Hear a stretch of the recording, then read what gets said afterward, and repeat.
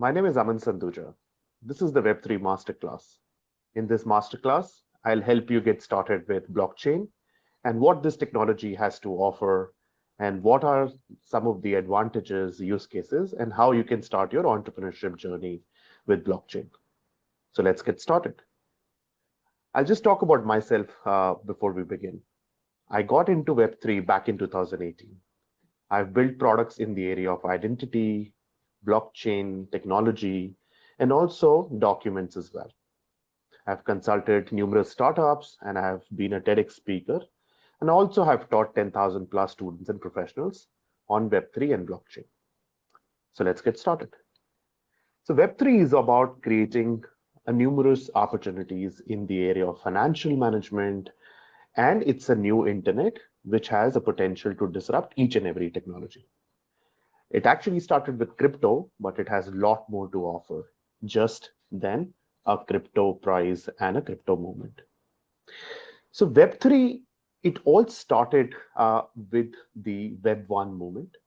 If you just look at what Web1 was all about, Web1 was nothing but the technology where you can just read like your static pages. You have had Yahoo websites, you have had other cricket websites where you're just reading the content.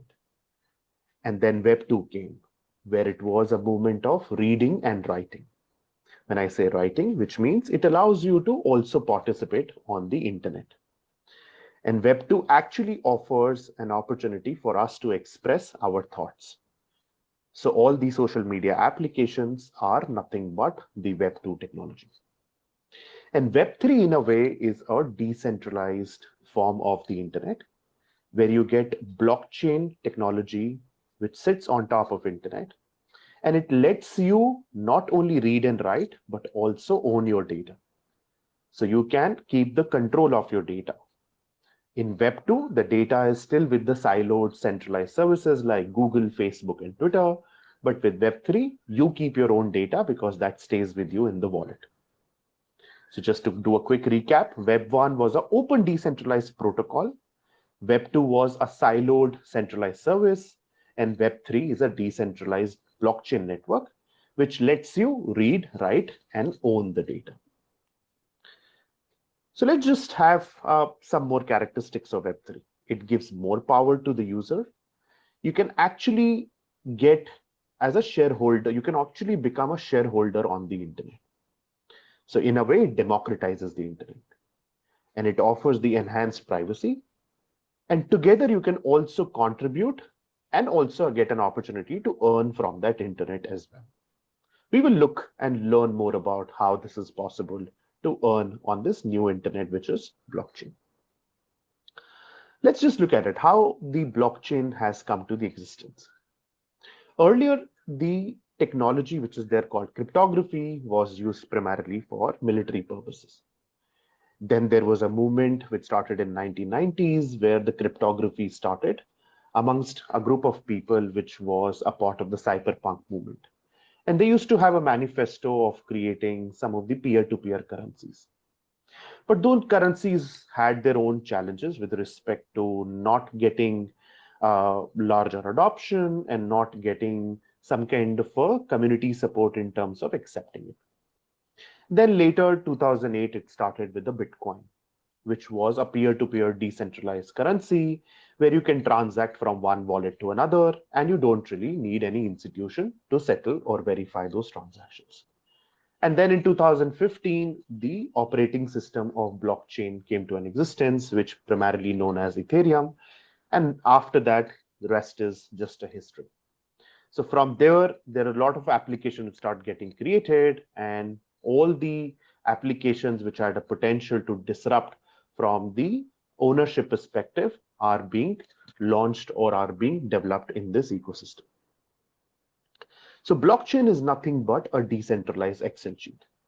Think of it like it's distributed across different servers, and nobody keeps the control of the data. Everyone manages to participate, everyone contribute their transaction, but no single owner is there who is keeping the control of the data. So these transactions which occur on the blockchain sits in a block, and these transactions are verified by the miners, and these miners actually get a mining reward as a part of settling the transactions. Whereas, just to give you a replica, in the banking example, the bank managers or the bank gets the transaction fees to validate or settle the transactions. So these blocks are created when somebody is initiating a transaction from their wallet, and these transactions go and sit in the blockchain. And you also have a visibility to even go and track what transaction happened 3 years back on a specific blockchain. So the characteristics of blockchain are they are distributed, it has smart contracts, it is immutable, which means once the data and record is written, it cannot be deleted or edited.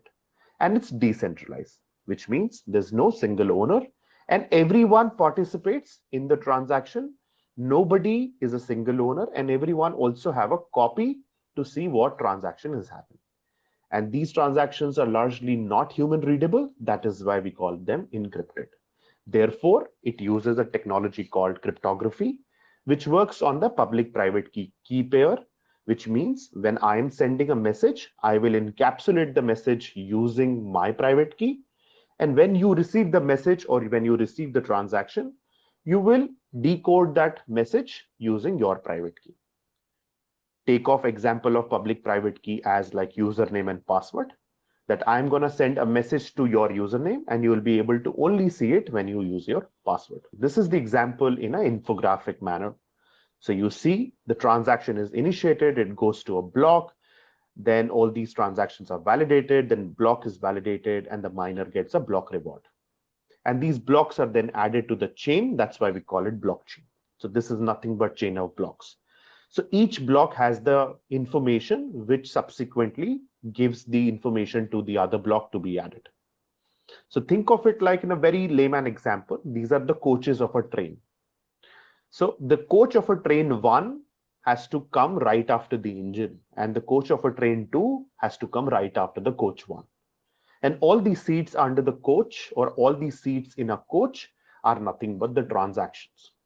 So these coaches or these blocks are synchronously arranged in a manner so that there is no fundamental tampering which can be done as a part of the transaction or as a part of the complete ledger. Therefore, I said, think of this as an Excel sheet, which is distributed and decentralized in nature. One of the examples to simplify this you can think of is as, imagine in a family or in a joint family, there is an Excel sheet which is being maintained and managed by your grandfather. He will write all the records which are being done as a part of the family. Your grandmother will also enter, your father will also enter. And imagine that Excel sheet is being given to the next family. And the next family will also write their set of records. And now your generation will also write your set of records, like what are your expenses, where are you spending money, or how much is your pocket money. So as a part of the generation, you can keep a record of each and everything on that Excel sheet, which becomes transparent in nature. Now you can ask a question, or there must be a curiosity, why there was a need of an Excel sheet. Like I said, the data in the Web2 world was belonging to the centralized institution. And you as a user had a limited visibility and a control. But with blockchains, it gives you a complete ownership and a visibility and a control. And you also get an advanced functionality to use or monetize your data and become a value accrual to the network. So this is how we get into that phase and era where this is a possibility to create new set of applications, giving the ownership to the users and making the internet in a more democratized manner. So the first set of application of a blockchain was a Bitcoin. Like the first application of the internet was an email, the first application of blockchain is the Bitcoin. And Bitcoin actually allows you to transact from your wallet to another without really going to a centralized institution like a bank. And this happens in a peer-to-peer manner where the miner solves a mathematical equation and get a reward to validate that transaction. And in your banking example, the bank manager validates a transaction and get a salary as a part of his effort and time energy scale. So this is the first application which started, and it actually took a lot of an interest of the people because of its price movement. And the best part about Bitcoin is it has a fixed supply, which is 21 million. And each Bitcoin is divisible to 10 to the power 8 decimal places, and the smallest is known as Satoshi. We still don't know who is the founder of Bitcoin. Therefore, we call it that's the Satoshi Nakamoto, because the smallest unit of a Bitcoin is known as Satoshi. Now, after Bitcoin, there were a lot of advancement that started coming. Ethereum, which ultimately became one of the fundamental change in the blockchain ecosystem, which allowed developers to create decentralized applications. Think of it like Ethereum is nothing but an operating system or your Android or iOS for the blockchain. Using Ethereum, you can actually create some of the real world applications, and we will definitely talk about it. And these real world applications gives an ownership to the user and also lets them earn as they contribute the time, energy, and skill, and also give an opportunity for even a developer sitting in tier 2, tier 3 city to create its own application by referring to certain documentation which are there on Ethereum's website. So when you are creating an Ethereum application, you actually have to use Ether as a currency. This currency acts as a part of a gas or a transaction fees which you pay to the network to validate the transaction. Now it also uses a consensus. Consensus is nothing but an agreement which actually is taken by the set of miners to validate the transaction, which means they will agree to a specific condition if majority of the people find that this condition is valid or true. Now, just to give you an example of Uber being built on the blockchain. So think of Ether or the Ethereum as a fuel, which you need to provide it to the network to complete the ride. And instead of paying to the Uber driver, or instead of paying to the Uber application, then the Uber application paying to the driver, here you can pay directly to the driver, and the driver will be a part of the transaction, and the driver will be a part of the network, which connects directly with you rather than using Uber as a company. So this becomes a decentralized, democratized version of ride sharing example using blockchain technology. So since these are assets which has a price value, and these assets of having limited supply always gets fluctuated in the market, and they are being traded in the primary and then further in the secondary market, where a lot of traders do a lot of an activity based on the different fundamental and technical advancements which are there in the technology. So to store these assets, like you store your currency in your wallets, like you store your digital currency in your digital wallets like Paytm, Google Wallets, and other wallets, here you can store the currencies in the type of wallets which are non-custodial and custodial wallets.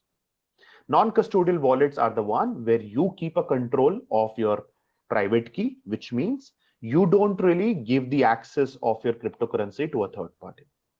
And in custodial wallet, you actually store it on the exchange, and this has different purposes. If you are an active trader, you might have to store it on custodial wallet where you can do a lot of a swapping between different assets. But if you are a passive trader, you are doing an investment, you don't really have to use your cryptocurrency every day. You can store it in non-custodial wallet.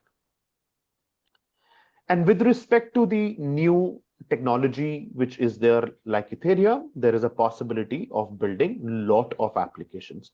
And it uses one of the fundamental building block called smart contract. Smart contract, in a nutshell, you can think of this as an example of a vending machine. If you go to the airport, or if you go to the railway station, you deposit 10 rupees and you get a chocolate or a biscuit. These conditions are being validated, which means if you insert 10 rupees, you have to get this. If you insert 20 rupees, you can get this.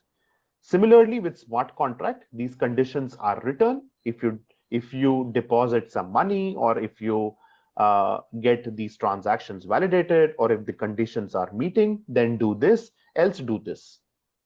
Correct?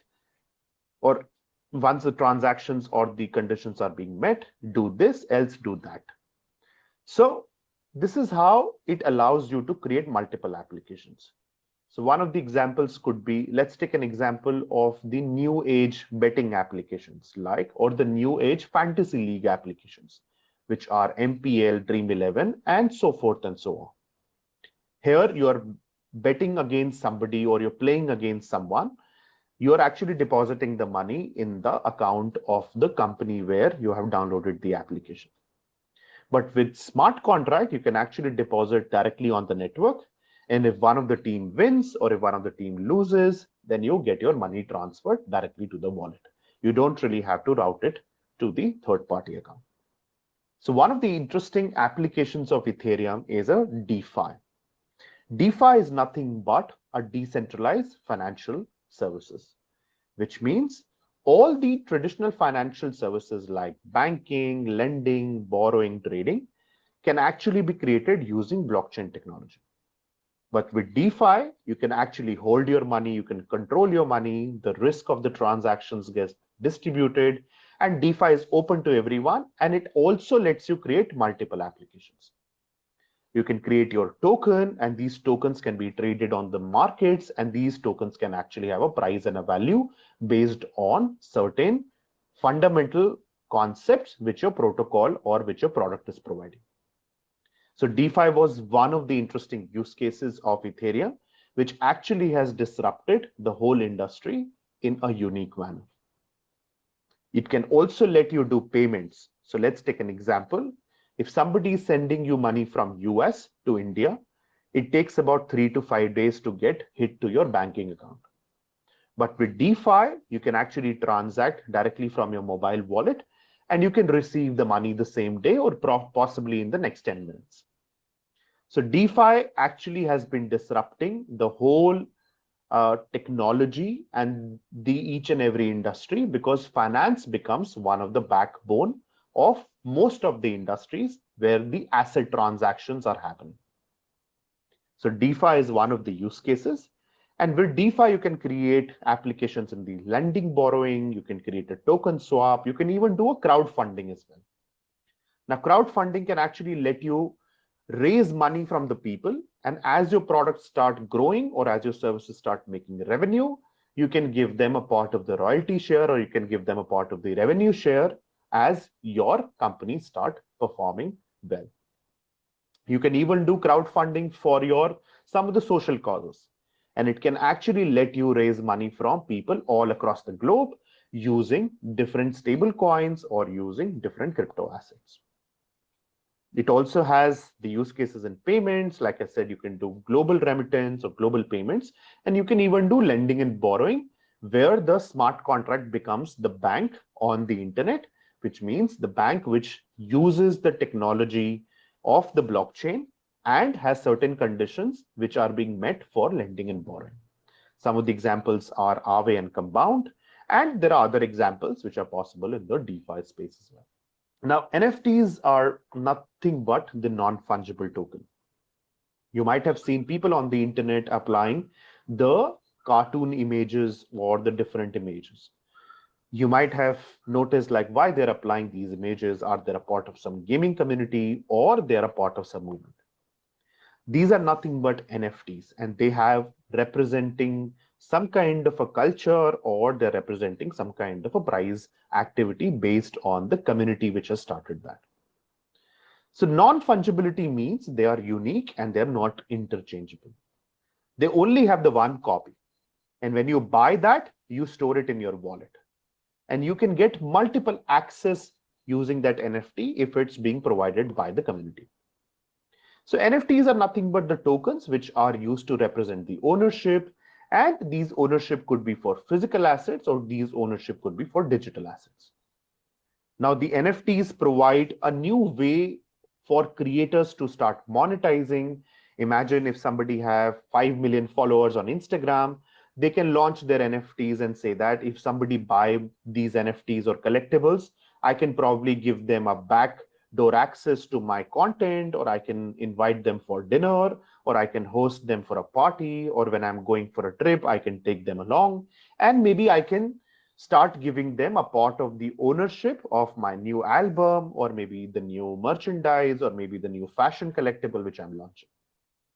So the differences which you see on your screen for the NFTs are, it gives the collector an ownership of that art, and that art can also have a representation on the internet, and it can be traded globally using the markets primary and secondary, and it gives the ownership to the creator every time that NFT is being traded.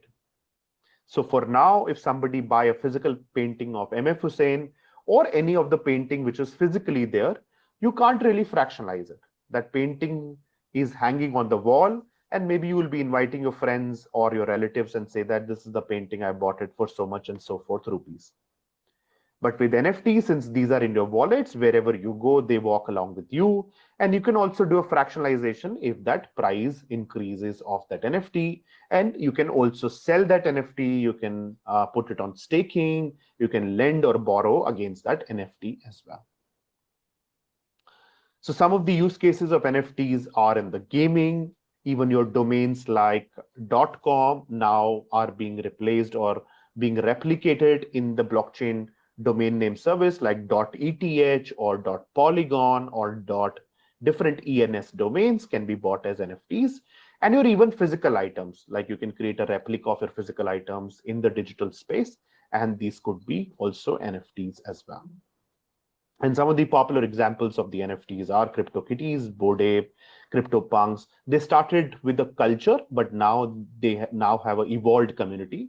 And each of the examples are offering some of the relevant concepts and have some of the relevant fundamental characteristics behind each of the art. You can also buy and trade NFTs using marketplaces. Some of the examples are OpenSea, Zora, and Foundation. And if you are an artist, you can create and sell your NFTs as well. And that's not only it on the NFTs. When you have big brands entering it, which means there is a validation, like Starbucks have entered, we started offering the loyalty programs. Even Adidas have started selling their shoes as a part of NFTs also. Now you must be wondering and having a question, if we are starting a new organization using blockchain technology, does it have the same set of governance principles which are there in the normal company? Which means, like, do I have to a board of directors, CEO, or my community becomes a part of the decision maker as a part of my protocol or as a part of my product? Therefore, one of the use case of Ethereum is you can start a decentralized autonomous organization wherein you can have the set of rules which are being written in the smart contract, and your community have the governance right to participate and make the changes of those rules. So in the DAO, it becomes loose, it is transparent in nature because you're always building for the community, and you can actually let community vote for certain proposals using the tokens of a product or a protocol. In the company, you have to have a hierarchy, like you have a board, you have a CEO, then you have different CXO positions. But with DAOs, you can actually let the community decide based on the tokens, and they can vote on the different proposals. The DAOs also become decentralized, autonomous, and have the governance for the community, and you can use the tokens, which could be the digital certificates, to vote for these applications or vote for these proposals. Now, the DAOs, when you start it, the DAO can actually be managed on a Discord. It can have a mission. You can do a group chat on Discord or Telegram. The treasury becomes the part of your revenue or the part of the business which the company is generating or the product is making. You can also have an option to distribute the treasury to the community. And the community is the one which becomes the part of the governing body of that product. And you can set the governance rules on the smart contract using the token as a part of the participating voucher.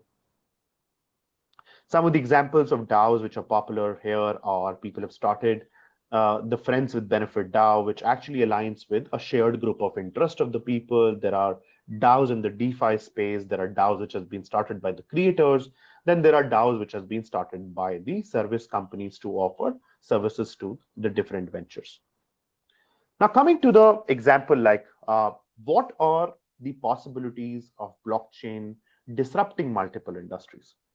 It actually has a potential to go and navigate in each of the industry and probably tweak the fundamental values on how these industries were operated.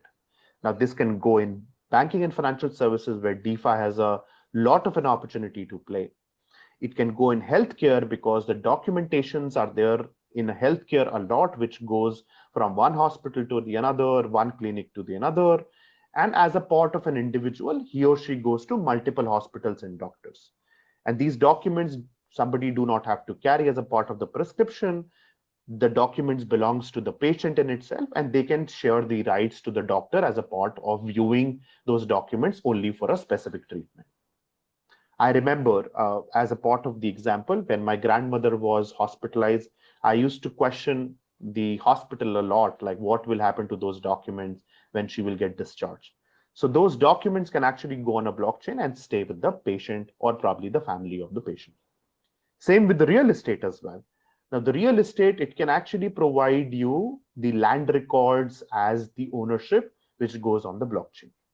And whenever the land is being sold, the ownership gets transferred, and a person can see who was the previous buyer or how that land has been moved from the actual first owner to the subsequent owner. And even with the agriculture as well. Imagine if a blockchain can actually offer you the complete end-to-end visibility on the supply chain, where you can actually see if your organic fruit is grown in Punjab, Haryana, or a different state. And you get each and every visibility of that agriculture food which is being grown in a particular state, and all the details are there on the blockchain. Since it's immutable in nature, nobody can delete or nobody can tamper it. And this can have multiple examples in various other industries. Call it like trade finance, call it like identity, call it even for the manufacturing and different service areas as well. Now, you might be having a question. While I understand blockchain, it looks very exciting and prominent. How do I build my own presence? How do I become a star or a hero in blockchain? Well, to become a star or a hero, or to build a presence in Web3, you first have to start with understanding the fundamental building blocks of this technology. And the more you learn, the better it is to present your narratives. And you can participate in different conferences, you can start writing on Twitter, you can start writing blogs, you can share your insights and valuable opportunities in the communities, and you can ultimately become a thought leader. And if you're a developer, you can actually start developing side projects, and these side projects can be for the protocols, for the existing companies, or you can go to hackathons and start participating in different teams. That is how you build your presence in Web3. But nonetheless, the best way to build a presence is always to keep learning as a part of the technology enthusiast. And you can also buy some of the assets. And to buy those assets, you connect your wallets. And when you connect your wallet, you can start buying and accumulating those assets. And then you can showcase those assets as a part of NFTs, or you can showcase those assets as a part of the token holding, either on your social profiles or either whenever you're going to the conference, so that it acts as a credibility that you are an active member of these on-chain transactions. So to get started in the blockchain, you first have to, like I said, you have to first start with the basics. You can refer to the online resources. There are different online free resources. You can join the communities and be a part of those active communities on Discord, Reddit, Telegram. And you can start attending conferences and different hackathons as a part of the different community engagements. This can actually help you build your personal brand as well. So now the question comes is, the blockchain is interesting technology, but does it solve each and every problem? Or should I use blockchain in each and every sector or each and every idea which I have it in mind? Well, to use blockchain, the decision tree, you have to keep it in mind. The decision tree should answer some of the questions like, does it have multiple parties? If the answer is no, then probably you don't need to use the blockchain. Does it create a delay in the transaction? Does it have the issue of the trust? I have to think of making the transactions public, or can I keep it in private? There is also an opportunity, like you might be thinking, like, does every other blockchain becomes public, or there is also a private blockchain which is possible? Yes, there is a second type of a blockchain called private blockchain. And these private blockchain is being used by the companies which are creating the use cases for their own internal use case, or maybe to interact with different vendors as a part of the transaction. So when you answer those questions of a decision tree, like whether I need to do these transactions in a quick manner, whether there's a trust issue, whether these trust can actually be controlled in a specific manner, or there is a digital authority which needs to answer those questions, then only you should use blockchain, else you can start using your normal database as well as a part of technology. So when you're building the blockchain, you also have to look at the stack. The stack starts with the network layer. And this network layer allows you to pick up the documentation as a part of Ethereum chain or the different chains. Each chain offers the different possibility. Now, these possibilities revolves around the different context of the transaction speed, consensus, and the decentralization. So once you've picked up a network layer, like which blockchain you have to build your application on, then you can use your data access. Now, this access allows you to have a read and write on the blockchain, which ultimately goes in the block. Then after that, you take a presentation layer, which means which file storage you have to pick up, which developer environment based on the kind of developers you have, if they know Truffle, if they know Hard Hat, or if they know different other technology stack. You can use some of the native library like Alchemy. For the wallets, you can use something else, and you can use web.js, which is a part of JavaScript. And then ultimately you build the decentralized applications on top of it. It could be in the area of DeFi, identity, documentation, NFT, or the data space. So this becomes a stack which you would need if you are starting your Web3 blockchain entrepreneurship. And this could be probably a blueprint which can go as a part of your technology. And to choose a right stack, you have to look at infrastructure, wallet, and which provides a simplified user experience, and how you would be engaging and talking to the community when you are starting these applications to build out for them. Now, some of the successful applications which are there in the DeFi space are asset management, fintech, insurance smart contract. In the entertainment, some of the new applications which are being emerging are creator platforms, play to earn. And for DAOs, which are decentralized autonomous organizations, people have started fund management, people have started social communities on DAO, and people have started creator or collector DAO, like the group of people are coming together to collect some of the assets together on the internet. And some of the infrastructure solutions are being built, like Polygon is one of the greatest examples, which is being started by the founders in India. And all three founders don't really have a tier one college background. They started with a very humble beginning. So it is possible for each and every person to look at the documentation, start polishing with the fundamental skills, and create different applications. So infrastructures are being created to answer the questions of the scalability, to keep on improving on the security aspect, and come up with the new consensus, which becomes more developer friendly. Now, the question you might be asking also, like what to build in Web3? Well, to answer this question, whatever the applications which are there in Web2 space can actually be rebuilt in Web3. And the idea of rebuilding is it actually gives the ownership to the community. It actually allows the users to become the stakeholder as well. And the governance can happen in a more decentralized manner. And these applications becomes open and democratized and decentralized from day one. These are not being controlled by one entity. These are being very much distributed and decentralized in nature. So some of the examples are like decentralized storage are being rebuilt, like Google Drive. For Web3s, they are called Filecoin. Then you have payments for home rental, advertising, even video streaming as well. People are building Zoom for Web3. People are building WhatsApp for Web3. Now, these applications are also possible, which can be thought from a global perspective and from a local perspective as well. Like somebody has built a decentralized Twitter also. Now, which means the data belongs to you and all the transactions which are happening stays with you as a part of the transactions. So the value creation in Web3 starts with probably the price utility, like I said. Then it moves to the value creation, then the investors take an interest. And when the investors take an interest, you start getting more of a community to start using your applications, and the more community comes in together as a part of the value creation and they start using it, then there are more users they attract, and probably that brings in more investors. So one of the examples on the left, you can read it, is like the Web3 network actually allows you to give the power to the network participants. And this gives them individual and equal earning opportunity by participating and contributing in these communities. The other examples are there on the internet are on the design, payment, management, and there are some of the games which are being built, which gives you tokens or which gives you NFTs, as you play more or as you start earning the best tournaments or as you start earning the best activities and on that particular game. So the limit is endless. There is a 360-degree possibility to be disrupted on each and every vertical using blockchain technology. And it offers the unique way for the community to come together, interact, and start building things together.